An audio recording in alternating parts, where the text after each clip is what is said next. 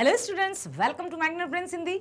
मैं लाली वर्मा आप सभी विद्यार्थियों का बहुत बहुत स्वागत करती हूँ। स्वागत करने के साथ साथ ये आशा भी करती हूँ कि आप सभी स्वस्थ होंगे, खुश होंगे, प्रसन्नचित होकर अपने सभी कार्य भी कर रहे होंगे, कर्म के प्रति समर्पित होंगे, क्योंकि अब आपको पता है कि जब हम स्वस्थ रहेंगे तभी हमारा मस्तिष्क भी वर्क करेगा और साथ ही साथ हम कर्म के प्रति जब समर्पित रहेंगे तभी हमारी पहचान दुनिया में होगी और हम आसमान छू लेंगे, गगनचुंबी की तरह हम हो जाएंगे। बिल्कुल, तो बहुत अच्छी इन्हीं शुभकामनाओं के साथ हम शुरू करते हैं हमारी पाठ्य पुस्तक वर्णिका के पार्ट 2 के बिहार बोर्ड सॉल्यूशंस।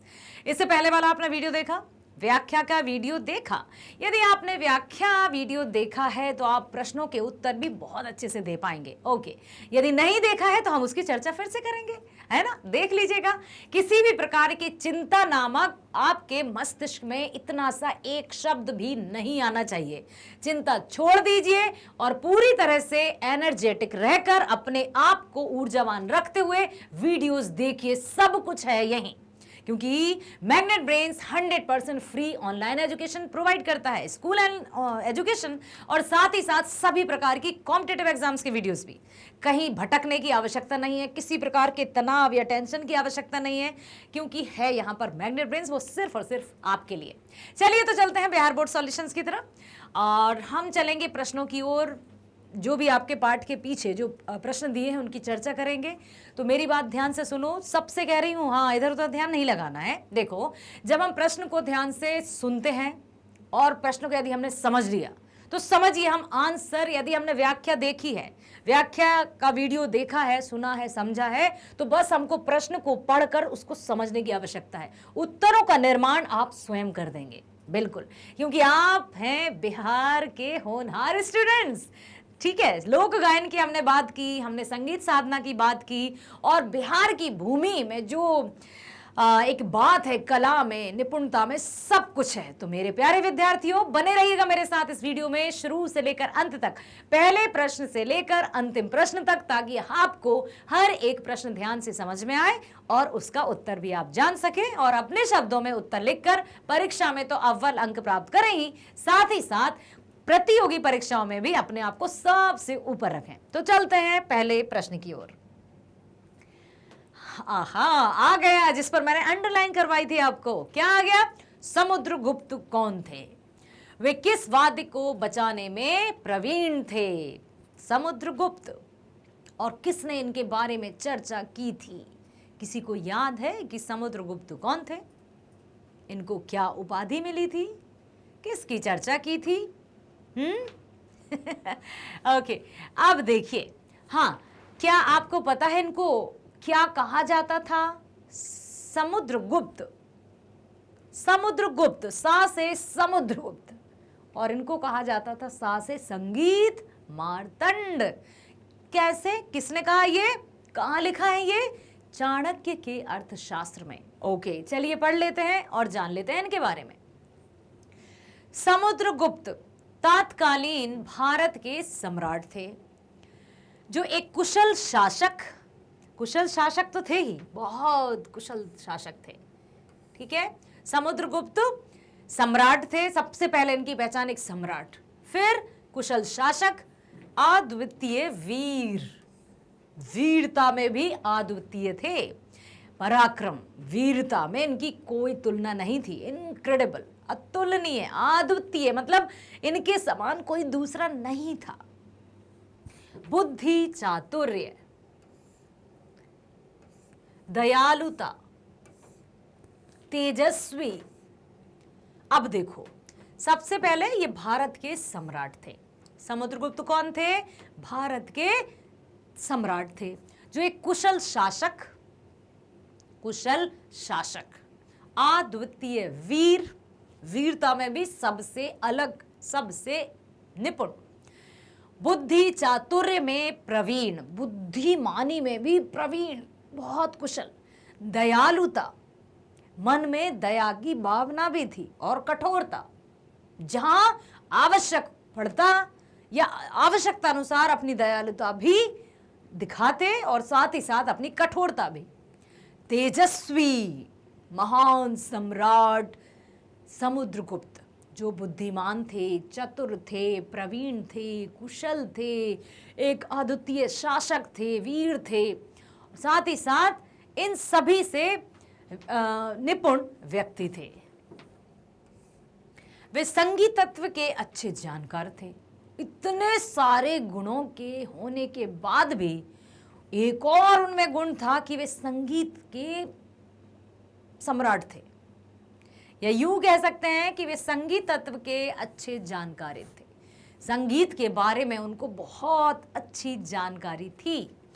समुद्रगुप्त वीणा वादन में इतने निपुण एवं प्रवीण थे कि विशेषज्ञ उन्हें संगीत मार्तंड कहा करते थे। जो संगीत के विशेषज्ञ थे उन्होंने ही सम्राट समुद्रगुप्त को संगीत मार्तंड की उपाधि दी। संगीत मार्तंड मतलब संगीत में निपुण, संगीत में महारत हासिल करने वाले समुद्रगुप्त कौन थे? भारत के सम्राट थे। ठीक, कुशल शासक थे, अद्वितीय वीर थे, तेजस्वी थे, दयालु थे, दानवीर थे और कठोरता भी थी उनके मन में। साथ ही साथ वे संगीत की बहुत अच्छी समझ भी रखते थे। समुद्रगुप्त वीणा वादन में इतने निपुण थे, मतलब वीणा जो माँ सरस्वती के हाथों में आपने देखा ना वीणा, उस वीणा को बजाने में वे इतने निपुण थे कि जो संगीत के विशेषज्ञ थे, संगीत के विशेषज्ञों ने ही उनको संगीत मार्तंड की उपाधि दी। संगीत विशेषज्ञ ही उन्हें संगीत मार्तंड कहते थे। बिहार, सच में। चलिए तो चलते हैं अगले प्रश्न पर। समझ आया ना समुद्रगुप्त कौन थे? Very good. अगले प्रश्न की ओर। बिहार में शास्त्रीय संगीत के कितने और कौन कौन से रूप विशेष रूप से प्रचलित रहे हैं? बिहार में यदि हम बिहार की बात करें तो बिहार में शास्त्रीय संगीत के, क्लासिकल म्यूजिक की बात की जा रही है। शास्त्रीय संगीत मीन्स क्लासिकल म्यूजिक। तो बिहार में शास्त्रीय संगीत के कितने और कौन कौन से रूप विशेष प्रचलित रहे हैं? शास्त्रीय संगीत के कौन कौन से और कितने विशेष रूप प्रचलित रहे हैं? ठीक है, तो बिहार प्राचीन काल से शास्त्रीय संगीत में अपनी कला को बिखेरते आया है, अपनी गाढ़ी पैठ बनाए हुए है। मतलब एक अलग ही पहचान है बिहार की। शास्त्रीय संगीत की यदि बात आती है तो बिहार का नाम सबसे पहले लिया जाता है। बिहार प्राचीन काल से शास्त्रीय संगीत में अपनी गाढ़ी मतलब बहुत गहरी पैठ मतलब पकड़ बनाए हुए है। यहाँ शास्त्रीय संगीत के अनेक अंतर्राष्ट्रीय और राष्ट्रीय स्तर के कलाकार हुए हैं। शास्त्रीय संगीत क्लासिकल म्यूजिक के कई राष्ट्रीय और कई अंतर्राष्ट्रीय कलाकार हुए हैं। बिहार में शास्त्रीय संगीत के विविध रूप, विविध मतलब बहुत सारे रूप गायकों, कवियों से लेकर पेशेवर नृत्यांगनाओं, डांसर्स की बात कर रहे हैं, नृत्यांगना तक और संतों से लेकर राजाओं तक में सम्मानित थे। जो भी पेशेवर थे, जो संगीतज्ञ थे, जो अपनी कला में निपुण थे, अद्वितीय थे, वे पूर्ण रूप से संतों से लेकर राजाओं तक में सम्मानित थे। उनको हृदय से सम्मान प्राप्त होता था। मुगल साम्राज्य के बिखरने के बाद तानसेन के दर्जनों शिष्यों की मंडलियां देश के विभिन्न हिस्सों में गईं।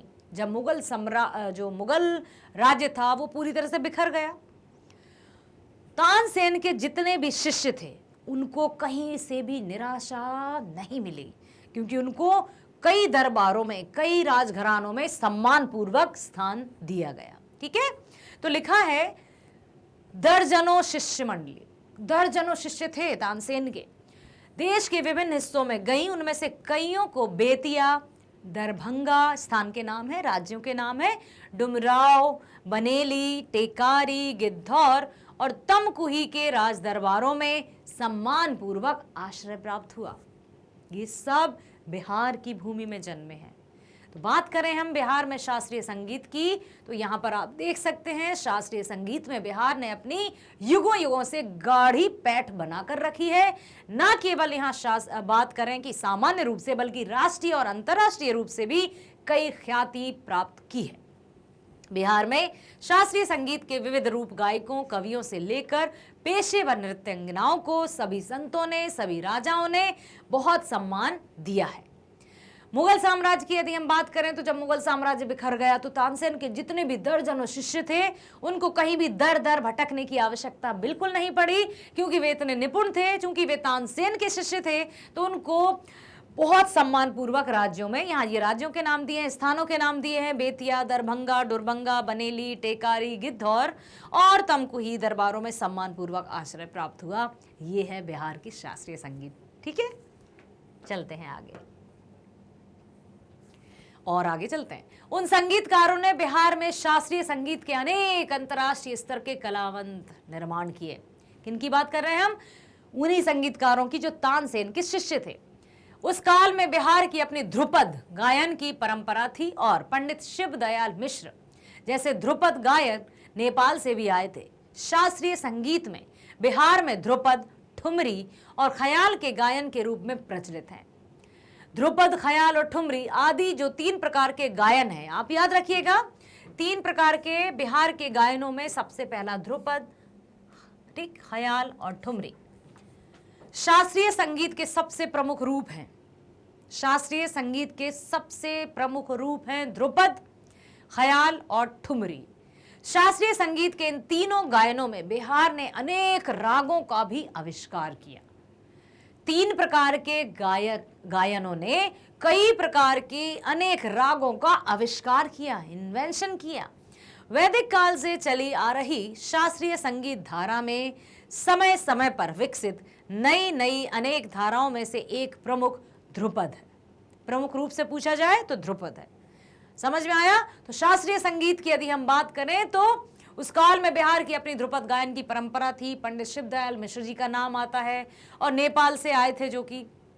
फिर बात करें हम गायन की, ध्रुपद, ख्याल और ठुमरी की, तो इनसे कई प्रकार की जो थी शास्त्रीय संगीत पे कई प्रकार की गायनों में बिहार के अनेक रागों का आविष्कार हुआ। कई प्रकार की रागों का आविष्कार हुआ इन तीनों से कई प्रकार की रागों का आविष्कार हुआ जो कि बिहार से ही जिनका जन्म हुआ। तो शास्त्रीय संगीत की ये विशेषता लिख सकते हैं।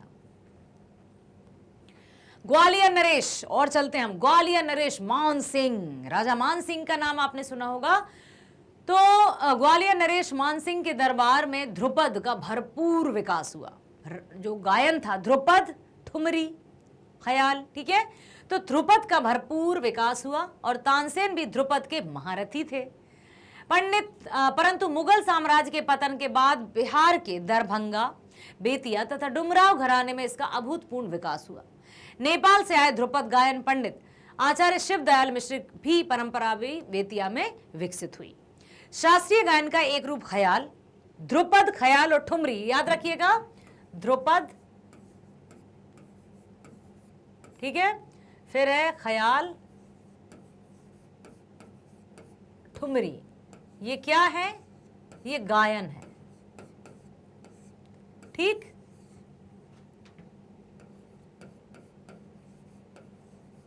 और इन्हीं से कई अनंत प्रकार की कई रागों का जन्म भी हुआ। कई प्रकार की राग आविष्कार हुई।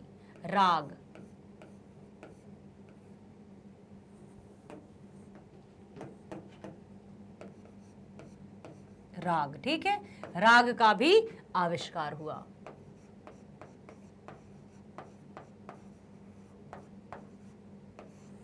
याद रखिएगा, इनको बहुत अच्छे से याद रखिएगा यहां पर कि ध्रुपद, ख्याल, ठुमरी गायन है, गायन के रूप हैं और इनसे कई रागनियों का आविष्कार भी हुआ। शास्त्रीय गायन का एक रूप ख्याल, जिसके गायन में बिहार ने ऊंचाइयां प्राप्त कर ली थी। ख्याल गायन में बनेली राज के राजकुमार श्याम नंदन सिंह ने सर्वाधिक प्रसिद्धि पाई।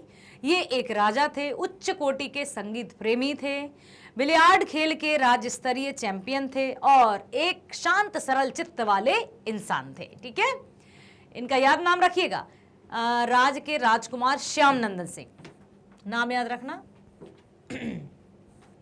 राजा तो थे ही, उच्च कोटि के संगीत प्रेमी भी थे, बिलियार्ड खेल के राज्य स्तरीय चैंपियन भी थे और एक शांत सरल चित्त वाले इंसान। कहते हैं ना, एक व्यक्ति जो शांत सरल चित्त और सच्चा व्यक्ति रहता है वो कई गुणों का धनी भी रहता है, कई कलाओं का धनी रहता है। ऐसे ही थे एक ये भी। शास्त्रीय गायन के तीसरे रूप ठुमरी, ध्रुपद, ख्याल, ठुमरी शास्त्रीय गायन के रूप हैं। आपसे यदि पूछे कोई कि शास्त्रीय गायन के कितने रूप हैं, तो आप कह देना 3 हैं। कौन कौन से? ध्रुपद, ख्याल, ठुमरी। शास्त्रीय गायन के तीसरे रूप ठुमरी का उद्भव तो बिहार और उत्तर प्रदेश की अपनी धरती पर ही हुआ है। गया, वाराणसी और अवध विशेष रूप से विकसित हुई ठुमरी को पूरब की गायकी कहा जाता है। ठुमरी के आचार्य उस्तादों में अनेक का गया में जन्म हुआ, जैसे जगदीप मिश्र, गुल मोहम्मद खान ठुमरी के आचार्य, राम प्रसाद मिश्र उर्फ रामूजी और उनके पुत्र गोवर्धन ने संगीत साधना के क्षेत्र में मूल्यवान उपलब्धि दिलाई है। सहरसा के मानतान खवास के ठुमरी गायन को सर्वश्रेष्ठ माना जाता है। याद रखिएगा कि ठुमरी गायन में सबसे सर्वश्रेष्ठ, सबसे नहीं जोड़ते, जब सर्वश्रेष्ठ है तो सर्वश्रेष्ठ ही कहा जाता है। ओके, लिखा है सहरसा के मानतान खवास, सहरसा के मानतान खवास के ठुमरी गायन को सर्वश्रेष्ठ गायन माना जाता है या माना गया है। आपसे पूछा जा सकता है कि ठुमरी गायन में किसको सर्वश्रेष्ठ उपाधि मिली या ठुमरी गायन में सर्वश्रेष्ठ कौन है, तो आप कह सकते हैं सहरसा के मानतान खवास के ठुमरी गायन को सर्वश्रेष्ठ माना गया है। ठीक है, किसको? सहरसा के मानतान खवास के ठुमरी गायन को सर्वश्रेष्ठ गायन माना गया है। किसकी बात हुई? ध्रुपद की, ठुमरी की, ख्याल की। ओके, ये है शास्त्रीय गायन बिहार की। अब चलते हैं तीसरे प्रश्न पर। लिखा है बेतिया घराना का एक संक्षिप्त परिचय दीजिए। बेतिया घराना क्या है? बेतिया क्या है? तो यहां पर मुगल साम्राज्य के पतन के बाद, मुगल साम्राज्य के पतन के बाद जो तानसेन के जो शिष्य थे, दर्जनों शिष्य कई स्थानों पर गए, कई राज्यों में गए, कई नगरों में गए, जिनको ससम्मान वहां पर आदर सहित बुलाया गया। तो मुगल साम्राज्य के पतन के बाद बेतिया घराने का अभूतपूर्व विकास हुआ। और किसके कारण हुआ? संगीत में यदि हम बात करें तो तानसेन के शिष्य उनका आधार होंगे। मुगल साम्राज्य के पतन के बाद बेतिया घराने का अभूतपूर्व विकास हुआ। बेतिया के राजा गज सिंह, बेतिया के राजा गज सिंह ने ध्रुपद गायक चमारी मलिक और कंगाली मलिक, देखो फिर से सुनो, मुगल साम्राज्य के पतन के बाद बेतिया घराने का अभूतपूर्व विकास हुआ। बेतिया घराने का विकास कब हुआ? मुगल साम्राज्य के पतन के बाद। बेतिया के राजा गज सिंह ने ध्रुपद गायक कौन थे? चमारी मलिक और कंगाली मलिक। याद रखना इनके नाम, चमारी मलिक, मलिक, ठीक, और कंगाली मलिक।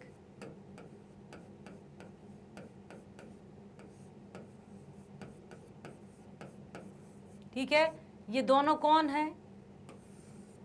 ये दोनों हैं,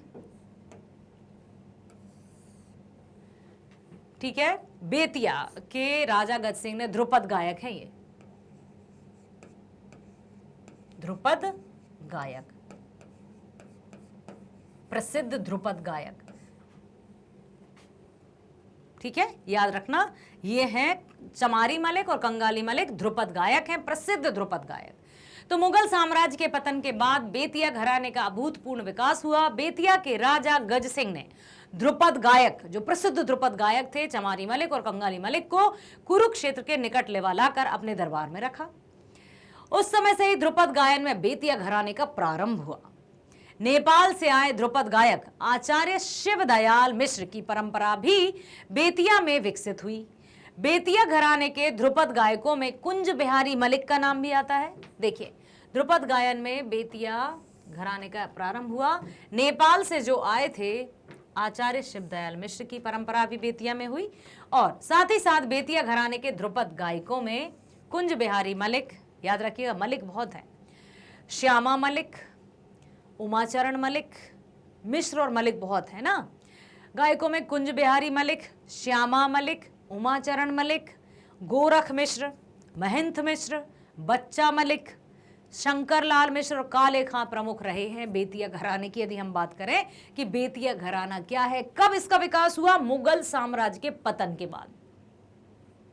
ठीक, तो मुगल साम्राज्य के पतन के बाद बेतिया घराने का अभूतपूर्व विकास हुआ। बेतिया के राजा गज सिंह ने ध्रुपद गायक चमारी मलिक और कंगाली मलिक को कुरुक्षेत्र के निकट लाकर अपने दरबार में रखा और उनको सम्मान दिया, जिससे उनके राज दरबार का बहुत नाम हुआ, प्रसिद्धि प्राप्त हुई।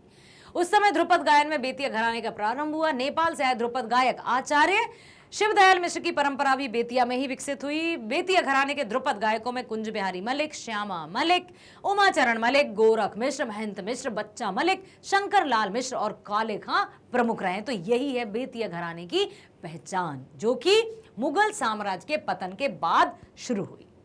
ठीक है, समझ में आया? ये कौन थे? ध्रुपद गायक, प्रसिद्ध ध्रुपद गायक।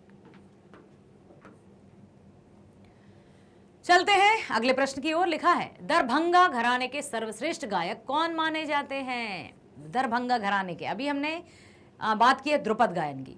ठीक है, अब आ रहे हैं हम, बेतिया घराने की बात की, अब आ रहे हैं हम दरभंगा घराने की तरफ। ठीक है, तो दरभंगा घराने में पंडित राम चतुर मलिक को ध्रुपद का ध्रुव कहा जाता है। वाह, ध्रुपद का ध्रुव, जैसे कहते हैं ना, ध्रुव तारा एक अपनी अलग और अमिट पहचान बनाता है।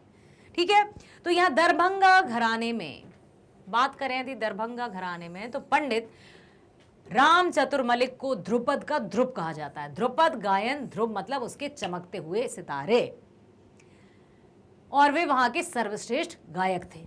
दरभंगा घराने के सर्वश्रेष्ठ गायक कौन माने जाते हैं? तो पंडित राम चतुर मलिक को ही ध्रुपद का ध्रुव कहा जाता है और वहां के सर्वश्रेष्ठ गायक थे। इतना समझ आया? दरभंगा घराने। तो आपसे पूछा जा सकता है, ध्रुपद का ध्रुव किसे कहा जाता है? बोलो जल्दी, ध्रुपद का ध्रुव किसे कहा जाता है? पंडित राम चतुर मलिक को ध्रुपद गायन का ध्रुव कहा जाता है। वेरी गुड, बहुत बढ़िया, वेरी नाइस। चलते हैं आगे। धनगाई ग्राम कहां पड़ता है? धनगाई ग्राम, ग्राम मीन्स गांव, कहां पड़ता है? बिहार की शास्त्रीय संगीत परंपरा में उस गांव का क्या महत्व है? आखिर इस गांव का इतना क्या महत्व है कि इसको पाठ्यक्रम या सिलेबस में शामिल किया, और ना केवल सिलेबस में शामिल किया बल्कि उससे संबंधित प्रश्न भी आए हैं। तो कुछ तो खास बात है, कुछ नहीं, बहुत कुछ खास है। क्या है वही जानेंगे। तो धनगाई गांव कहां पड़ता है? बिहार की शास्त्रीय संगीत परंपरा, बिहार की शास्त्रीय संगीत परंपरा में धनगाई गांव का क्या योगदान है, आइए देखते हैं। दरभंगा घराना तथा डुमराव घराना दोनों का मूल रोहतास जिले का धनगाई गांव रहा है। बहुत बढ़िया। दरभंगा घराने की बात करें या फिर डुमराव घराने की बात करें, तो दोनों का मूल रोहतास जिले का धनगाई गांव रहा है। ये गांव है दरभंगा घराना और डुमराव घराने का मूल, बेस, आधार। ठीक है, धनगाई गांव के पंडित धनारंग दुबे, याद रख लेना, धनगाई धनारंग दुबे। ठीक, धनगाई गांव के पंडित धनारंग दुबे, सन 1914 की बात की जा रही है, डुमराव राज दरबार के सम्मानित गायक और उच्च कोटि के कवि भी थे। अक्सर कहते हैं ना कि जो कवि होते हैं वो गायक हो ही जाते हैं, और जो गायक होते हैं वो कवि हो ही जाते हैं, जो संगीतकार होते हैं वो भी गायक हो जाते हैं। कला एक से जुड़कर कड़ी की तरह ऐसी सम्मिलित हो जाती है कि कलाकार अपने आप में बहुमुखी प्रतिभा संपन्न हो जाता है। यहाँ आप देख सकते हैं, धनगाई गांव के पंडित धनारंग दुबे सन 1914 में डुमराव राज दरबार के सम्मानित गायक और उच्च कोटि के कवि भी थे। प्रसिद्ध गायक बच्चू दुबे उनके शिष्य थे। किनके? पंडित धनारंग दुबे के शिष्य कौन थे? बच्चू दुबे। बच्चू दुबे की परंपरा में धनगाई गांव के ही रघुनंदन दुबे, सहदेव दुबे तथा राम प्रसाद पांडे ने भी विशेष ख्याति पाई। ख्याति का अर्थ होता है प्रसिद्धि पाई। ठीक है, बच्चू दुबे जो किनके शिष्य थे? धनारंग के। अब बच्चू दुबे भी इतनी महारत हासिल कर चुके थे कि उनके भी कई शिष्य बने, जैसे रघुनंदन दुबे, सहदेव दुबे, राम प्रसाद पांडे। ये बात कब की जा रही? लगभग 1914 की बात की जा रही है। ठीक है, तब की बात है। तो बच्चू दुबे की परंपरा में धनगाई गांव के ही रघुनंदन दुबे, सहदेव दुबे तथा राम प्रसाद पांडे ने भी विशेष ख्याति प्राप्त पाई। तो धनगाई गांव इसलिए प्रसिद्ध है। क्लियर हुआ? ओके, चलते हैं आगे। अगला प्रश्न है, जमीरा गांव के संगीत साधक कौन थे, उनकी क्या विशेषता थी? ये अच्छा, हाँ, एक और बात बताइए, क्या आप में से कोई धनगाई गांव में रहता है? क्या आप में से कोई जमीरा गांव में रहते हैं? बताना जरूर, ठीक है? बताइएगा कि आप बिहार के कौन से इलाके में रहते हैं, कौन से डुमरांव में कोई रहते हैं क्या? ठीक है, बताइएगा जरूर कि आप बिहार के कौन से क्षेत्र में रहते हैं, कौन से शहर या कौन से गांव में रहते हैं। उस पर हम चर्चा भी करेंगे और मैं आपको जरूर पूछना चाहती हूँ, जानना चाहती हूँ कि आप बिहार के कौन से क्षेत्र में रहते हैं। तो प्रश्न आया, जमीरा गांव के संगीत साधक कौन थे, उनकी क्या विशेषता थी? पंडित सियाराम तिवारी।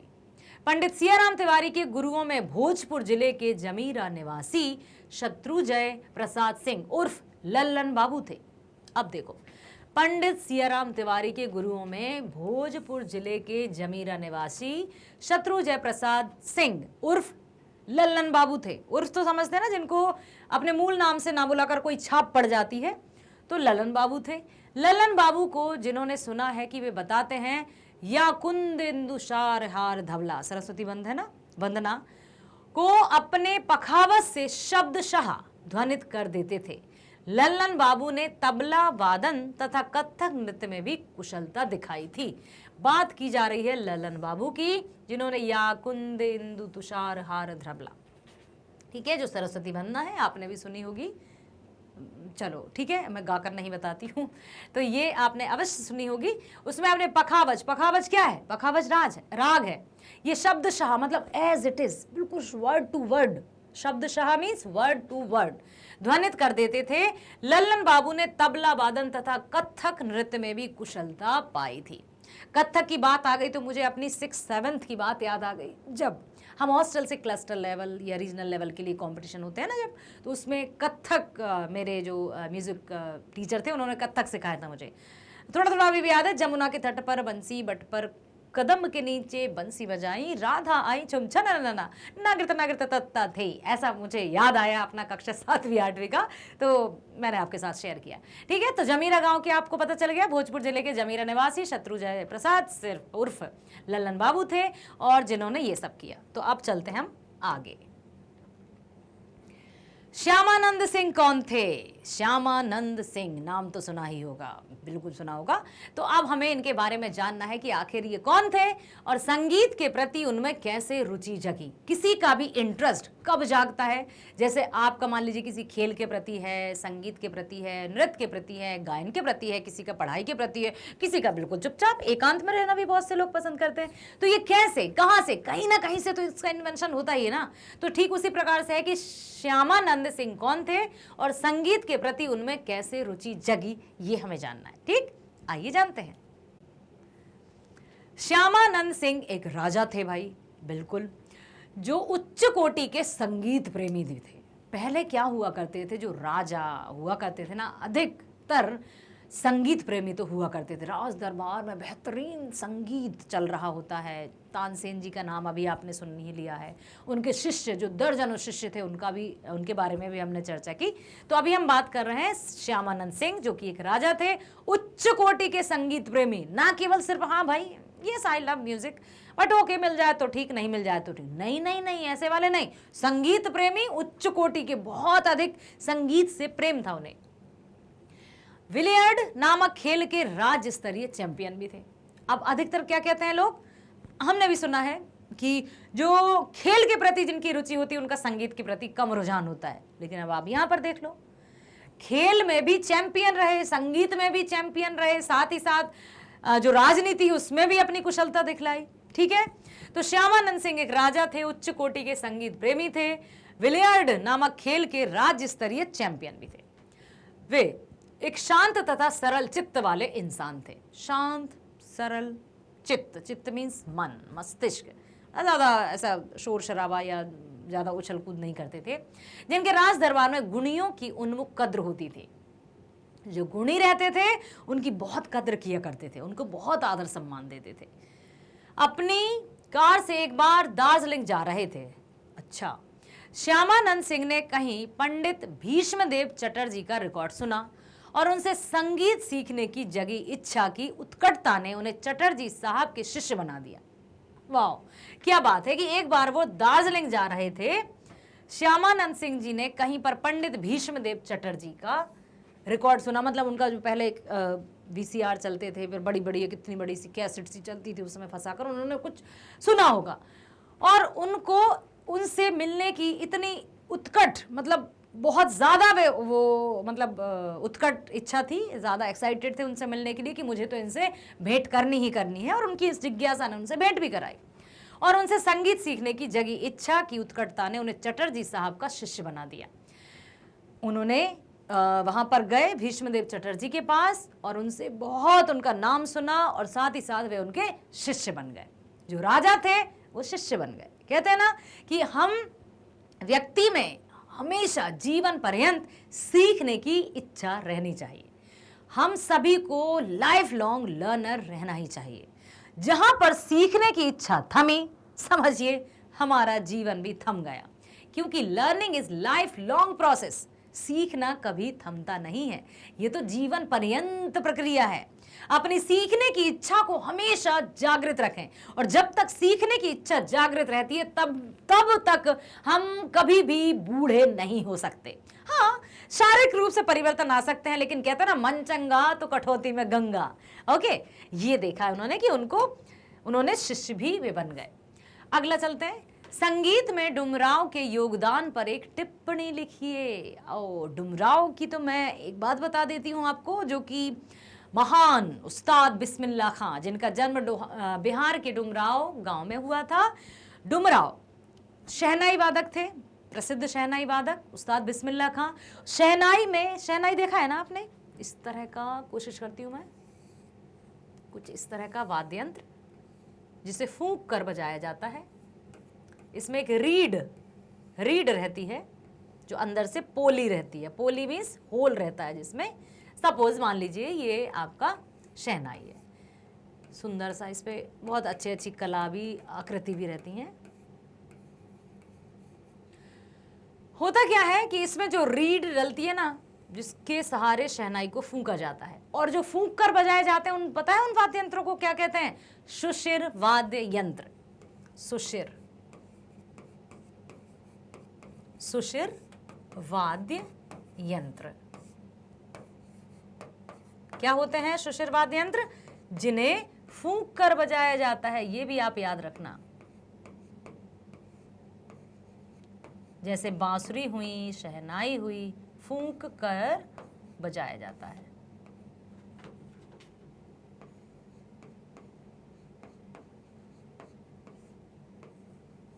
तो डुमराव उस्ताद बिस्मिल्लाह खां की जन्मभूमि, और डुमराव में सोन नदी है। सोन नदी बिल्कुल आपको बताइए।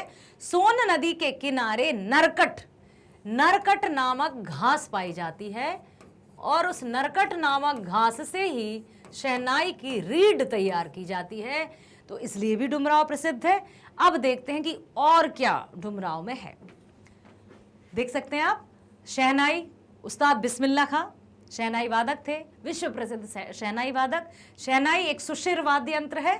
सुशिर वाद्य यंत्र मीन्स जिन वाद्य यंत्रों को फूंक कर बजाया जाता है उनको सुशिर वाद्य यंत्र कहते हैं। तो डुमराव में सोन नदी के तट पर नरकट घास, सोन नदी के बारे में अवश्य आपने सुना होगा। सोन नदी के किनारे नरकट नामक घास पाई जाती है। उस घास को शहनाई में डाला जाता है, उसी की सहायता से शहनाई को फूंका जाता है, इसलिए भी प्रसिद्ध है। अब देखते हैं यहाँ पर कि धनगाई के ध्रुपद परिवारों का संबंध डुमराव के राजघराने से था। धनगाई के ध्रुपद परिवारों का, ध्रुपद क्या है?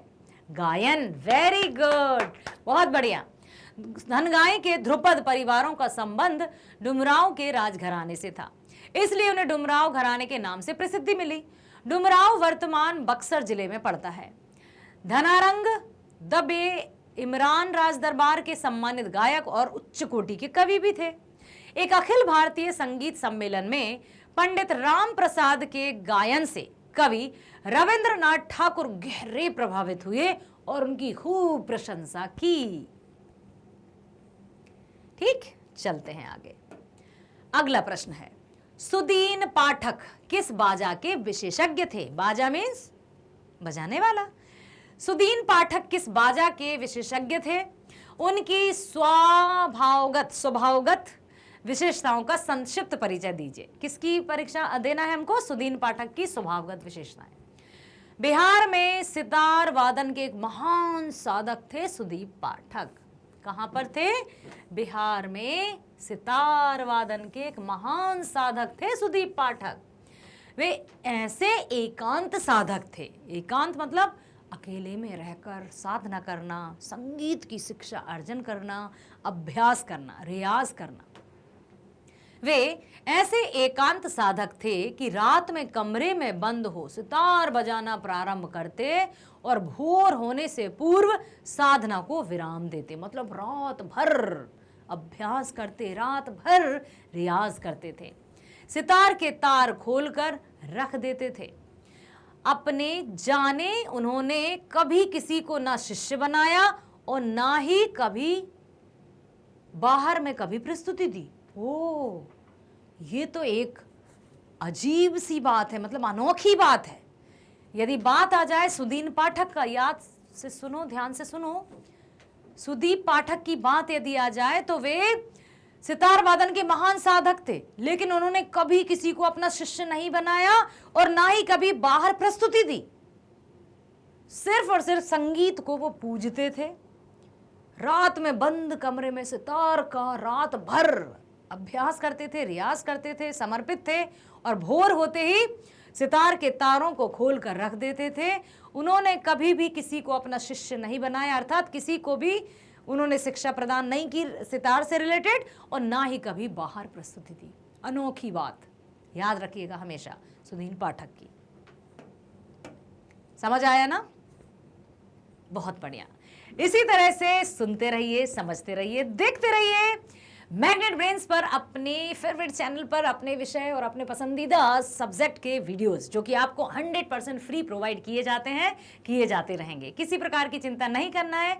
हम किसी भी प्रकार के पेड सब्सक्रिप्शन की बात ना तो कर रहे हैं, ना ही कभी करेंगे।